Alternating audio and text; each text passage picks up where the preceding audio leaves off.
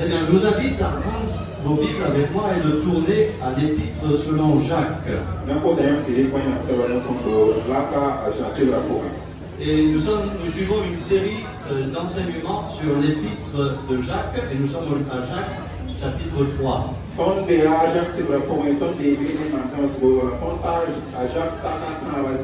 Et Jacques est très pratique dans ses enseignements. Et il arrive au chapitre 3, verset 1, à un thème qui nous concerne tous sans exception.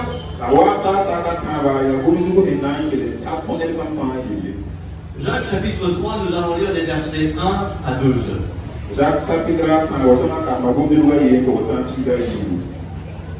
La Bible dit, Jacques 3, 1, mes frères, qu'il n'y ait pas parmi vous beaucoup qui enseignent, car nous encourrons un jugement plus sévère. Or, nous bronchons tous en plusieurs choses.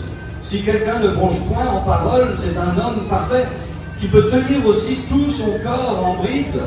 Voici, nous mettons des morts dans la bouche des chevaux, afin qu'ils nous obéissent, et nous dirigeons tout leur corps. Voici encore, les navires qui sont si grands et que poussent des vents violents sont dirigés par un très petit gouvernail, partout où le commande le pilote.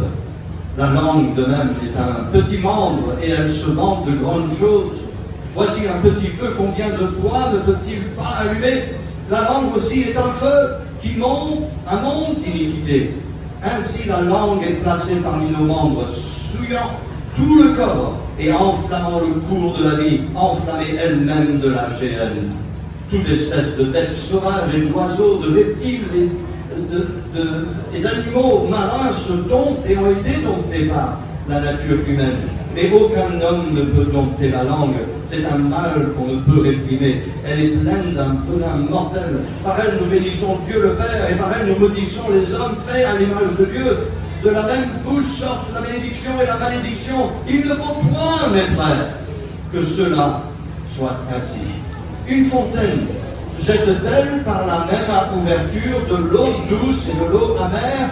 Mes frères, un figuier peut-il porter des olives ou une vigne, des figues? De même, aucune fontaine ne peut donner de l'eau salée et de l'eau douce. Et nous arrêtons la lecture ici. Le titre du message ce soir, c'est le petit gros membre.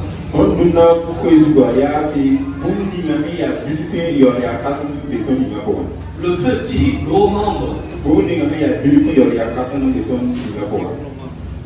Il est intéressant que lorsque nous étudions l'astrologie, la biologie et toutes les différentes sciences qui sont possibles d'étudier, il faut savoir que les mystères de l'astrologie et de toutes les choses lointaines que nous n'avons pas encore découvertes sont aussi au niveau microscopique.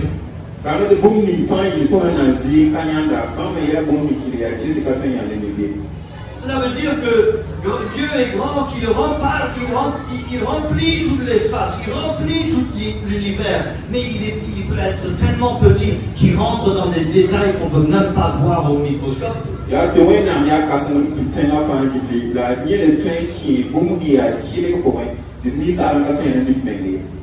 Et peut-être lorsqu'on voit deux hommes se combattre, on se dit c'est celui qui a les plus gros muscles dans les bras, ou dans les jambes, ou dans le dos, ou dans l'abdomen qui va remporter la victoire.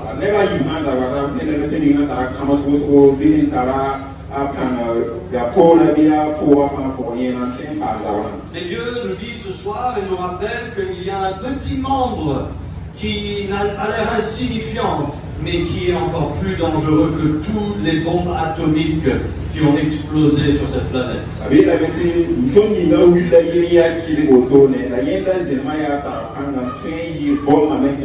Parce que le feu de destruction qu'elle produit vient tout droit de l'enfer.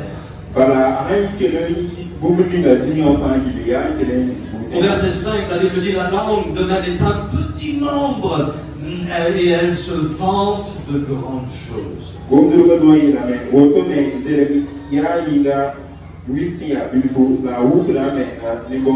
Vous vous rappelez les apôtres qui ont dit Seigneur, nous avons tout abandonné pour te suivre. Qu'est-ce qu'on aura, nous, pauvres nous, qui avons tout abandonné?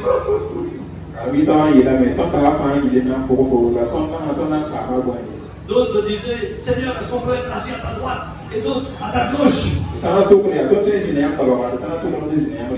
les apôtres de Christ, pendant qu'ils étaient en formation, avaient une manifestation d'orgueil qui relevait sa tête pour essayer de se vanter et de montrer qu'ils sont mieux que les autres.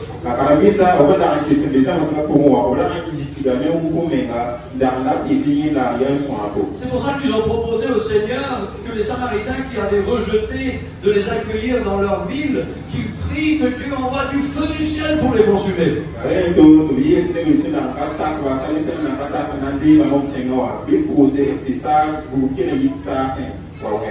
C'est pour ça qu'ils voulaient aussi reprendre ceux qui chassaient les démons au nom de Jésus, parce qu'ils ne faisaient pas partie de leur cercle, et donc ils voulaient s'opposer à eux. Et Jésus a dit, ne vous opposez pas à eux, s'ils ne sont pas contre nous, ils sont avec nous.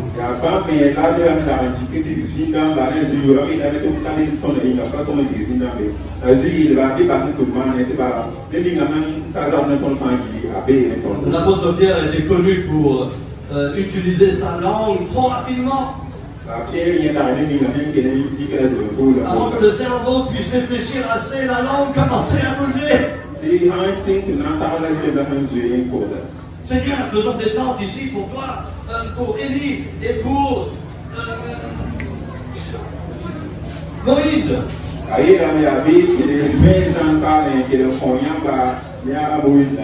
Seigneur, non, tu ne mourras pas, même moi j'irai jusqu'à la mort.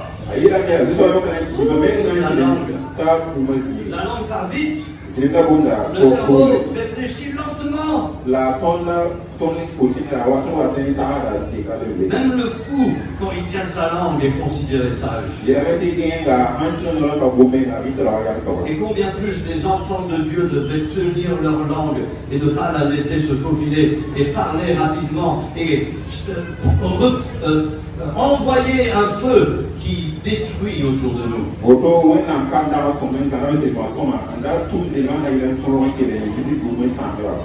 J'attire votre attention vers 3 points qui concernent ce petit gros membre. Premièrement, au verset 1, la Bible dit mes frères, qu'il n'y en ait pas parmi vous beaucoup qui enseignent, car nous encourrons un jugement plus sévère.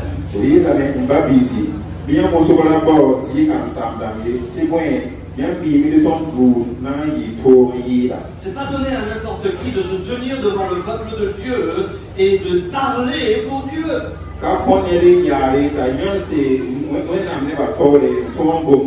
C'est quelque chose de très sérieux. C'est quelque chose qui devrait nous faire trembler. De penser qu'on pourrait mal parler pour Dieu. Et donc il ne faut pas en avoir trop. Il ne faut pas être rapide à enseigner. Il faut être rapide à écouter. Rapide à mettre en pratique. Et donc il ne faut pas se précipiter. Trop souvent au Burkina Faso et partout dans le monde, on voit des hommes et des femmes qui ressentent l'appel de Dieu, mais ils ne sont pas en accord avec l'église là où ils sont, et donc ils fuient et ils commencent de rien et ils font plus de dégâts que de construction. Comme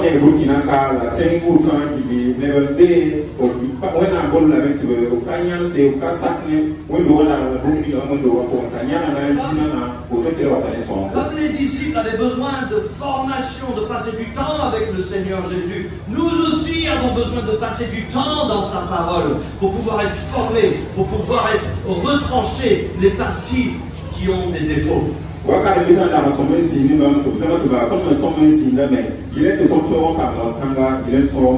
Il a dit que le jugement sera plus sévère. Pour ceux qui osent parler pour Dieu.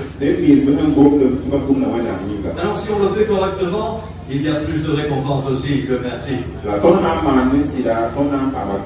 ne doit pas se précipiter. Si vous pensez que Dieu vous appelle à prêcher sa parole, Il faut prier, il faut servir sous un homme de Dieu, il faut apprendre le plus possible, il faut demander de retrancher des choses dans notre vie pour être meilleur pour la gloire de Dieu.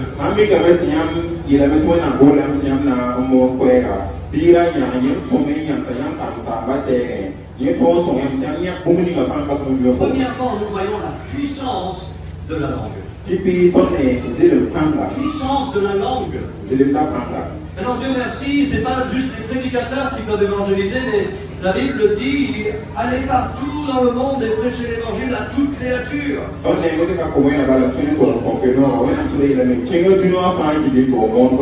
L'évangélisation n'est pas que pour les hommes. On a besoin des femmes qui vont partager l'évangile, surtout avec les femmes musulmanes qui sont réticentes d'écouter, réticentes de s'approcher des hommes de Dieu.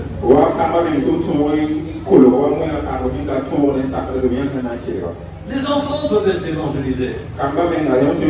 J'espère que vous évangélisez vos propres enfants à la maison. Et quand les enfants des voisins viennent vous visiter, évangélisez-les aussi. Utilisez la langue pour la gloire de Dieu. C'est un membre qui est puissant. Nous pouvons parler pour Dieu. Nous pouvons être la bouche de Dieu sur terre. Nous pouvons prêcher, nous pouvons enseigner, mais nous pouvons aussi évangéliser, consoler, encourager, fortifier. Regardez le verset 2. Or, nous bronchons tous en plusieurs choses. Si quelqu'un ne bronche point en parole, c'est un homme parfait qui peut tenir aussi tout son corps en bride.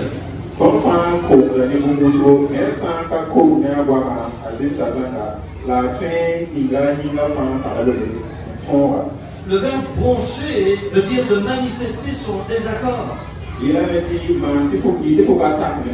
Maintenant, on vit dans un monde qui aime être contre tout ce qui bouge.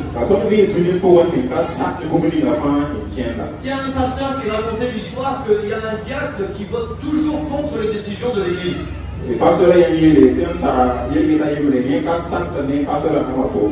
Même pour des bonnes décisions. Même pour des décisions qui sont évidentes là où ça devrait être unanime. Et puis finalement le pasteur a dit au diable, mais pourquoi est-ce que tu es toujours contre toutes les décisions que nous voulons? Il a dit, pasteur, moi je vous soutiens dans toutes mes décisions, mais si je vois que tout le monde vote pour, moi je ne crois pas que les décisions devraient être unanimes. Je pense qu'il faudrait qu'il y ait au moins une personne qui est contre, et si personne n'est contre, c'est moi qui vais être contre.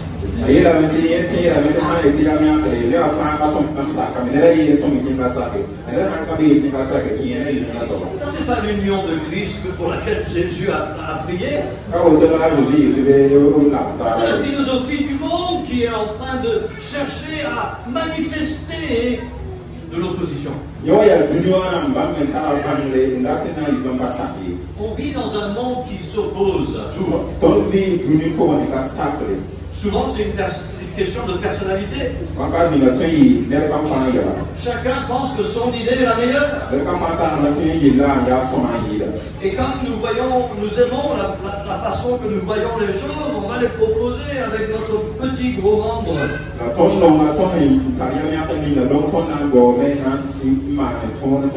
Avec nos paroles, nous pouvons diriger des foules.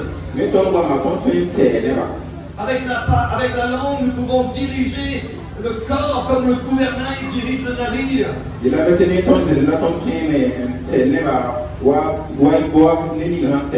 La langue est puissante. Nous entendons même des rapports de certaines personnes qui insultent et qui essayent de gâter le témoignage de d'autres personnes à un tel point que les personnes vont se suicider juste à cause de la langue qui a bougé.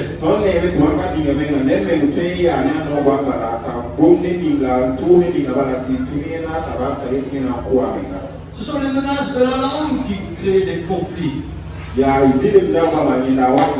Mais Dieu merci, nous pouvons utiliser notre langue, pas juste pour faire du mal, mais pour faire du bien. À travers notre langue, nous pouvons trouver la réconciliation.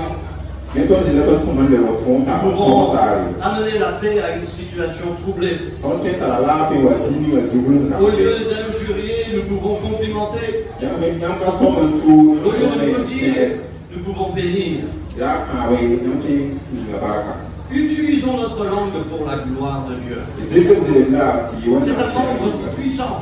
ya beaucoup de temps Ne laissons pas le diable nous truquer dans ses façons de faire. Réalisez que vos idées ne sont pas les bonnes idées. Ce sont les idées de Dieu qui ont besoin d'être observées.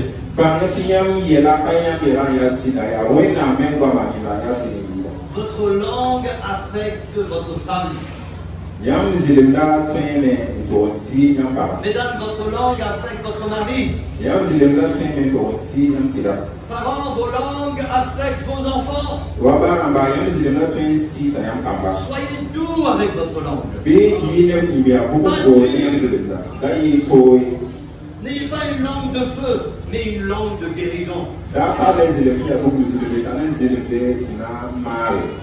Une langue de lotion qui guérit les cœurs qui sont brisés. Qui apaise les vies qui sont troublées. Qui brille la vérité là où il y a les mensonges du diable qui ont aveuglé. Oh, nous avons un petit membre, mais qui a une grande puissance. Regardez deuxièmement avec moi verset 6. La Bible dit la langue aussi est un feu, un nombre d'iniquité. Ainsi la langue est placée parmi nos membres, souillant tout le corps et enflammant le cours de la vie, enflammée elle-même de la géhenne. Le mot géhenne est un autre mot pour l'enfer. Regardez l'expression un monde d'iniquité. Vous avez déjà entendu des gens qui parlent d'un autre monde quelque part? L'Amérique du Nord était le nouveau monde pour les Européens. Un endroit qui restait à être exploré. C'était un endroit où on trouverait des nouveaux trésors qu'on n'avait jamais vus auparavant. Et je vous propose que la langue aussi est un monde, un autre monde où nous pouvons découvrir des choses qui viennent directement de l'enfer.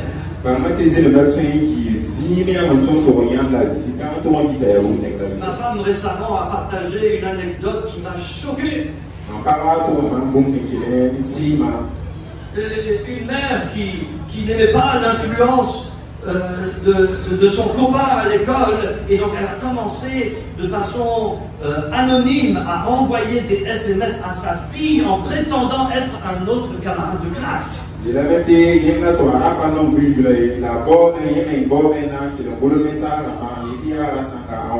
Et la maman a voulu communiquer à sa fille ou donner l'idée à sa fille qu'elle pense trop d'elle-même et elle a besoin de penser moins d'elle, ce qui n'est pas une mauvaise chose, mais la façon qu'elle a fait était diabolique.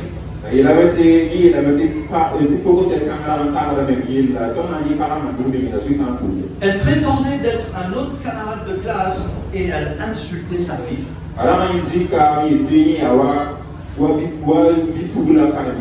Des insultes tellement graves que même les adultes auraient des frissons en entendant ces genres d'insultes.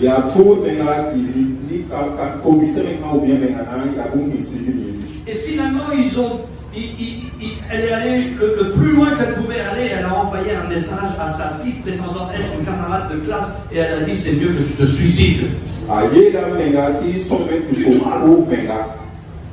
Maintenant, elle ne voulait pas qu'elle se tue, mais elle voulait la décourager pour se séparer de certaines influences.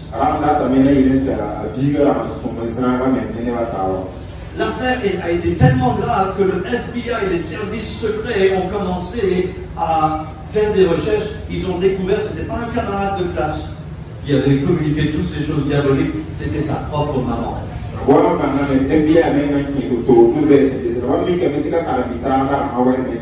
Et je veux parler à tous les parents ce soir. Excusez-moi mesdames, mais les femmes, ils ont une façon très cruelle de parler. il a été carrément dans tout ce que vous Alors, les scientifiques, ils ont déjà prouvé que les femmes parlent plus que les hommes en moyenne. Et donc, mesdames, ce soir, je vais vous donner un avertissement supplémentaire parce que vous parlez plus que nous, les hommes. Faites attention. Faites attention. De temps en temps, regardez-vous dans le miroir quand vous parlez et essayez de voir si vous ressemblez à un enfant de Dieu ou à un enfant du diable. Est-ce que vous parlez pour édifier ou pour détruire? Alors, ce n'est pas juste les femmes qui sont coupables de ça, les hommes aussi peuvent. Par moments, être très brutal avec leur langue. Mais nous, en général, les hommes, on reste avec les muscles. Comme on est un peu plus faible avec la langue, on va avec d'autres muscles qui marchent mieux pour nous. Mais nous ne sommes pas libres de tentation d'utiliser notre langue pour le mal. Un monde d'iniquité. Deuxièmement, la perversité de la langue. La perversité de la langue. Et j'espère que si vous oubliez tout ce soir, retenez ceci. Comme le cœur de l'homme est corrompu et mauvais, notre langue est perverse également. Matthieu 12, 34 nous dit que c'est de l'abondance du cœur que la bouche parle. Et si on va corriger la perversité de la langue, il faut qu'on corrige la perversité du cœur. Et c'est Jésus seul qui peut corriger ça. Et si vous n'avez pas encore reçu Jésus comme votre sauveur, on vous invite à le recevoir ce soir. Vous réalisez que ma langue est perverse, oui. Et maintenant je comprends que mon cœur est perverse et j'ai besoin d'aide. Jésus peut vous aider. Il peut vous donner un nouveau cœur. Et il faut vous humilier et réaliser qu'il n'y a rien de bon en vous. Et vous dites à Dieu pardon.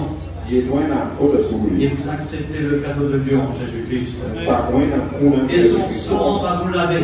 Il va vous donner un nouveau cœur. Un cœur qui va produire de bonnes choses. Et duquel la langue va pouvoir dire des bonnes choses. Attention. La perversité de la langue. Laissez-moi vous poser une question ce soir. Sérieusement.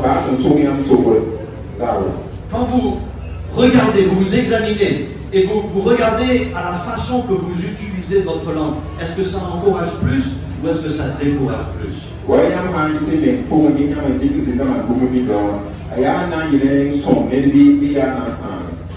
Combien d'entre vous vous rappelez la dernière fois que vous avez encouragé quelqu'un? Levez la main. Vous avez encouragé quelqu'un. Ah, mon ami, la fille a gâté les nattes sur ta tête, mais c'est pas grave. Toi, t'es tellement belle que t'as pas besoin des nattes pour te rendre plus belle.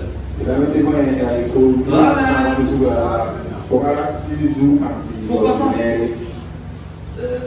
Retournons à ce qui compte. Ce qui compte aux yeux de Dieu, c'est pas l'apparence physique, c'est le cœur. J'ai pas vu les mains. C'est qui, vous vous rappelez, la dernière fois que vous avez encouragé quelqu'un avec votre langue? Les pasteurs, j'espère que vous avez encouragé quelqu'un ce matin. Qui d'autre? La dernière fois que vous avez encouragé, vous vous rappelez? Je vois une main ici, une autre main là, une main derrière. Dieu merci. Mes amis, il ne faut pas que ça soit comme ça. Chaque fois qu'on va à l'église, il faut qu'on cherche quelqu'un qu'on peut encourager. Utilisons notre langue pour Dieu. Ne laissons pas la perversité de la langue prendre le dessus. Et avec la grâce de Dieu, il peut nous aider à utiliser notre langue pour faire du bien. Si vous vous rappelez jamais un moment où vous avez dit du bien est sorti de votre bouche, je vous encourage de vous examiner si vous êtes dans la foi.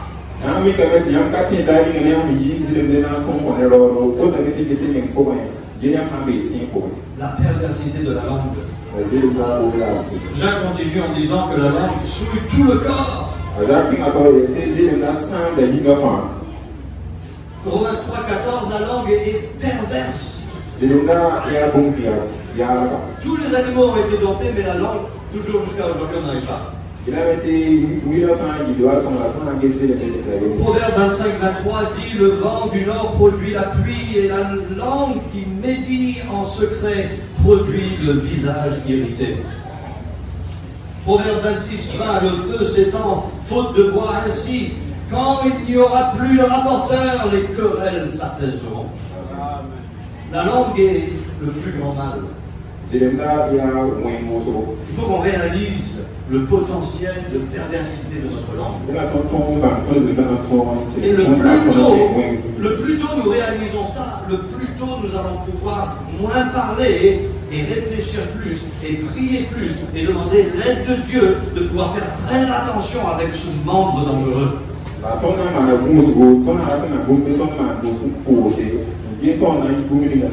Qui a déjà attrapé un serpent?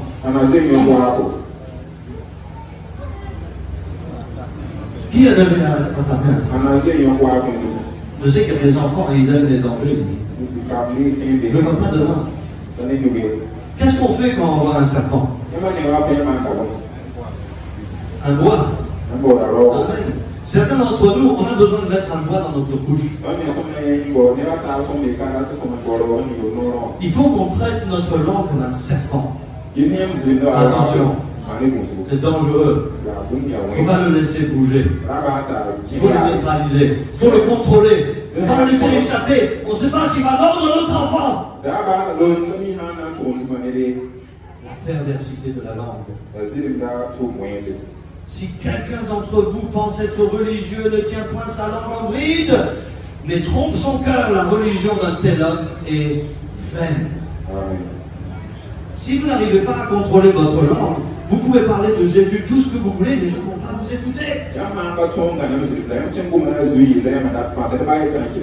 Parce que votre langue trahit ce que vous dites concernant le Seigneur.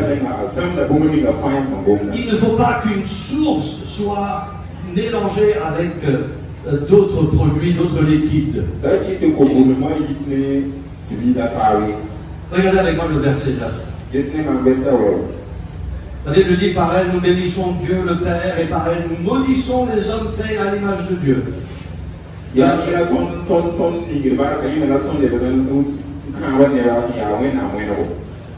Avec le même membre, nous avons la capacité de faire le bien et de faire le mal. Ça, c'est le troisième point. Le potentiel de la langue. Le potentiel de la langue. Oui, c'est un membre pervers. Oui, il est dangereux. Oui, il est petit, mais il fait de gros dégâts. Mais il peut être contrôlé. Il peut être utile pour faire le bien. Il ne faut pas que de la même bouche sorte la bénédiction et la malédiction. C'est pas normal pour des enfants de Dieu. Il ne faut pas jaillir de l'eau douce et de l'eau amère.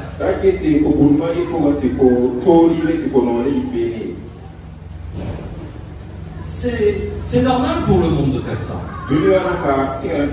Ils utilisent leur langue pour faire le mal. Mais un enfant de Dieu doit faire le contraire. Il doit utiliser la langue pour faire le bien. Ne pas mentir, mais dire la vérité. Ne pas flatter, mais dire la vérité. Jésus est la vérité. Et il faut que ses disciples puissent être remplis de la vérité. Comment utilisez-vous votre langue? Certains d'entre nous, nous avons besoin de nous séparer de certains amis qui nous influencent à utiliser notre langue incorrectement.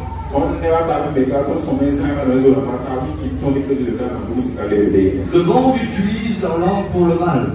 du loin avec la musique là comme si à Il faut qu'on se sépare de ça. quand on met ça à Il faut qu'on reste avec ceux qui utilisent leur langue pour le bien. parler l'Espagne et dire que vous avez tout comme si à son Changer d'amis. c'est que Zoramba Trouver des amis bon Zoramba qui marchent avec Dieu.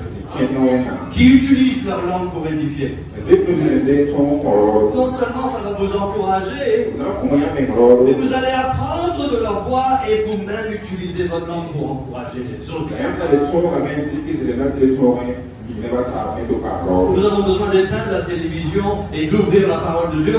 non seulement bon même c'est des qui c'était là là quand on a quoi Dans certains foyers, la télévision est allumée du matin jusqu'au soir et dans certains, c'est allumé même la nuit. ça n'a pas télévision pas il y a autant ça you même qui est pas critique. Si on regardait la parole de Dieu, on plongeait nos regards dans la parole de Dieu au même niveau que certains plongent leur regard dans la télévision, voilà, ils seraient des super chrétiens. Anda Bible ne ma da tsine ni so na kwa wa ni kele zingi télévision kama yi tsere bi kele. Ce message est simple mais il est compliqué en même temps. Ouais et ça skanga ya bumi ya fa ya to. Nous savons que nous devons honorer le Seigneur. Quand mi ko so ma wo so so. En toute manière, surtout par nos paroles. Ne ton na bumi la fa yi ya ne ton me kwa. Et dans le feu de l'action, c'est difficile de se rappeler de cette exhortation. Ah mi ti ya la wa na to lo ya to de le Quand quelqu'un nous coupe dans la circulation, il y a des insultes qui commencent à être formulées dans notre tête et c'est facile à les pousser sur la langue.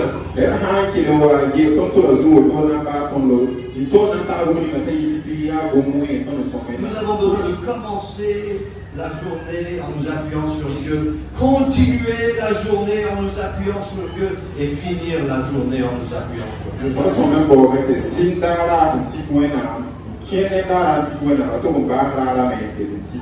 Posez-vous la question plusieurs fois dans la journée. Seigneur, est-ce que tu es content avec la façon que j'utilise ma langue? Avec ma femme, avec mes enfants, avec mon voisin. Certains d'entre nous, on a besoin de demander pardon à un voisin. Certains d'entre vous, vous avez besoin de demander pardon à votre femme. Certaines femmes, vous avez besoin de demander pardon à votre mari. Certains amis, vous avez besoin de demander pardon à votre ami. Et leur dire, prie pour moi, je veux utiliser ma langue pour le bien. Je ne veux plus détruire avec ma langue. Je ne veux plus décourager avec ma langue. Je veux encourager. Je veux fortifier. Je veux aider. Je veux consoler. Je veux soulager. Je veux être une source d'espoir autour de moi. Pour la gloire de Dieu. Pour que l'évangile puisse avancer encore plus. Beaucoup d'entre vous, vous avez besoin de dire et de consacrer à Dieu, Seigneur, je vais utiliser ma langue pour évangéliser. C'est quelque chose, il n'y a rien de mieux qu'on peut faire avec notre langue que de proclamer que Jésus-Christ est le Seigneur. Amen. Amen. Il est le seul sauveur. Il est le chemin, la vérité et la vie. Ça fait du bien de dire ça avec sa langue. Jésus est la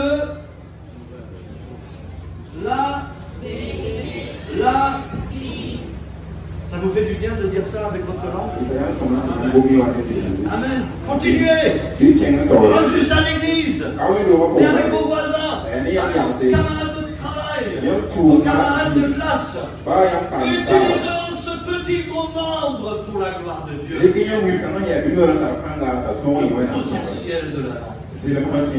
La perversité de la langue. La puissance de la langue. Prions ensemble.